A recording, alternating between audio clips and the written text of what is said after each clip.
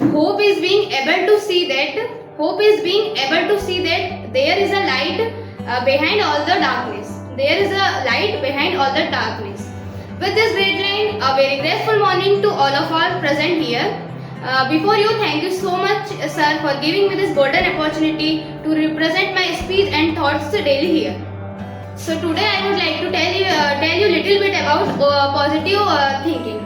So the positive thinking is one of the most powerful tools that we have to transform our life. It has the power to change the way of thinking, feeling, and way of acting.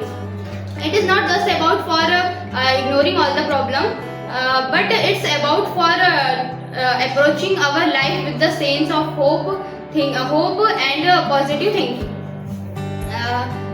Many research has shown that positive thinking greatly helps to improve our health and for greatly helps to improve our health and also for a greater success and also for increasing our happiness. Greater happiness.